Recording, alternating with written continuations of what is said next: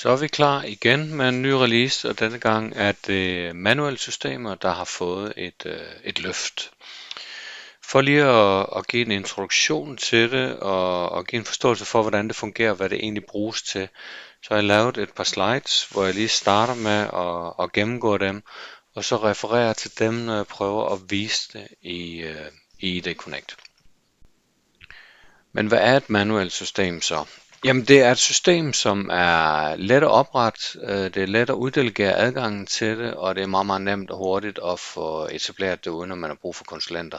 Og så siger det sig selv, at det ikke er en integration, der bliver lavet igennem API'er eller andre komplicerede processer. Det bygger på mailflows og godkendelsesprocesser. Det gode ved at få de her systemer ind i den samme løsning, som man tildeler adgang til alle de øvrige systemer på, er, at man får dokumenteret, hvem der har fået adgang til hvilke systemer. Med version 2 her, der sikrer vi også, at det bliver lukket ned igen, når en bruger for eksempel bliver permanent deaktiveret, eller at en rolle ændrer sig, så den ikke længere er relevant. Det indgår som sagt i den tværgående rapportering, og det vil sige, at den er med i både systemrapporter, ledelsesrapporter og selvfølgelig også vores audit log rapport. De første use cases, jeg kommer til at vise, hænger sammen med profilroller. Den første mulighed, der er kommet, er, at man kan sætte en manuel rolle ind i en profilrolle. Og det betyder, at har man en rolle, hvor man klassisk tildeler adgang til et AD-system for eksempel, jamen så kan man sætte en ekstra manuel rolle på, så man ligesom sikrer, at der sker en avisering i forbindelse med tildeling af den rolle, hvis man bygger det sammen i en profilrolle. Det næste, jeg kommer til at vise, er også, at hvis man så har en profilrolle, hvor man har flere funktionsroller i, hvor den ene er en manuel rolle, jamen fjerner man så den her profilrolle, og dermed de funktionsroller, som direkte bliver deprovisioneret i systemet, jamen så skal der jo laves en opgave på at fjerne den manuelle rolle. Og i og med, at vi har fjernet profilrollen, er vi nødt til at overføre den sidste manuelle rolle direkte til brugeren, og dermed ligger opgaven stadigvæk i systemet. Det tredje element her, optionelle roller, er, at nu har man også mulighed for at sætte manuelle roller på som en optionel rolle eller en selvbetjeningsrolle på vores organisationsenheder. Og det sidste, jeg kommer til at vise, det er, hvad sker der så, når man deaktiverer en bruger, som har en manuel rolle, jamen så får man en avisering tilsendt som systemejer om, at man skal huske at fjerne den adgang, som den nedlagte bruger skal have fjernet. Men lad os få kigget på det. Jeg har bygget et par profilroller, hvor den første er fildrev. Hvis man kigger på hernede, så kan man se, at der er to funktionsroller, der indgår i den her profilrolle. Den ene er den klassiske, den bygger på en sikkerhedsgruppe, som den kigger på i AD, og er den, der vil blive tildelt, kan man sige, direkte provisioneret ned i AD, så har jeg vedhæftet eller bygget en ekstra en ind, som hedder Advi GDPR, og det er den her manuelle rolle, som jeg har bygget ind i min profilrolle. Hvis vi lige klikker over på den næste fane her, så er jeg på selve rollen nu, og der kan man se, at det er en manuel rolle. Man kan også se, hvis jeg lige klikker ind her, så lige en ekstra lille krølle, der også er kommet nu, er, at man har fået lidt flere muligheder for at tilføje kommentarer og vælge, om de skal være tilføjes, eller de skal være obligatoriske.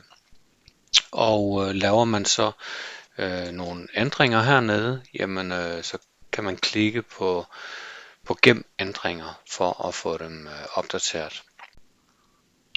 Jeg er nu gået tilbage på profilrollen igen, og her kan man se, at jeg allerede har tilknyttet den til 3 forskellige brugere.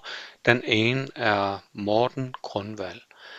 Hvis jeg går over på brugermodulet, som jeg står på nu, kan I se heroppe, hvor vi er henne, så kan I se, at Morten Grundvald har fået faktisk to manuelle roller tildelt. Der ligger 2 til godkendelse. Den nederste her, det er den, som jeg lige har godkendt, og den rolle, vi har kigget på. Og her kan jeg skrive OK og sørge for, at den bliver tildelt. Og dermed er opgaven udført, og man kan se i aktivitetslisten, som vi plejer, at opgaverne de er korrekt udført. Den anden rolle, der ligger hernede, det er også en profilrolle, som jeg har tildelt til Morten, og den prøver vi lige at gå tilbage til vores profilroller og kigger på. Den er en del af den rolle, jeg har bygget, der hedder profilroller med 5 roller. Og den er også tildelt til Morten, men som I kan se her, så indgår der en hel del andre roller i den. Men lad os prøve at kigge videre på de manuelle systemer. Den rolle, der hører til et manuelt system, det er den her indkøbsrolle til leverandør. Så den prøver vi lige at gå over og afviser på Morten. Vi er nu over på Morten igen, og jeg klikker på den her manuelle rolle og siger nej tak til at få den her trykket på.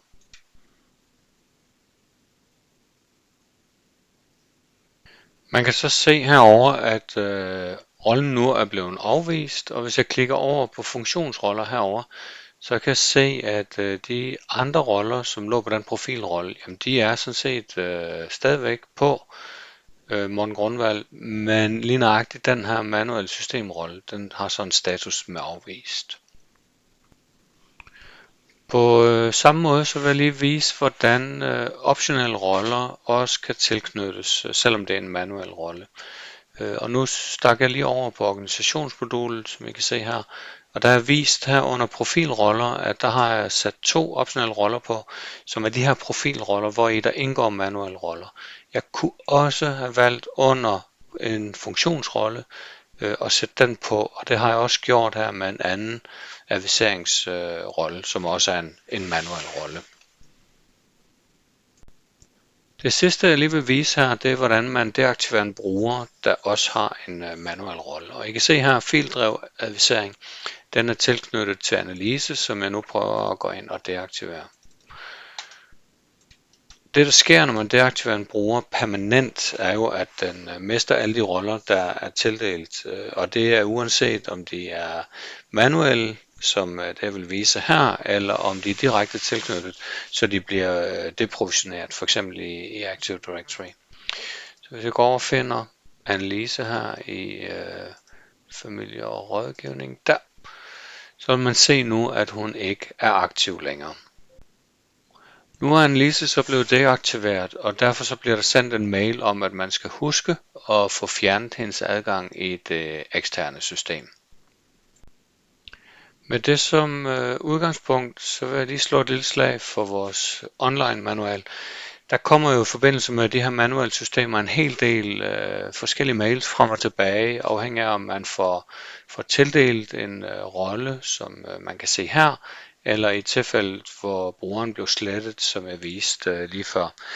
Alle de her notifikationer, plus de andre, der også er i ID Connect, kan man fra næste release også se i online-manualen. Så er man i tvivl om et flow, for eksempel i forbindelse med notifikation ved nye brugere eller andre, så kan man slå dem op i manualen og se, hvad flowet er, og hvad det er for en besked, der bliver sendt ud til mailmodtageren.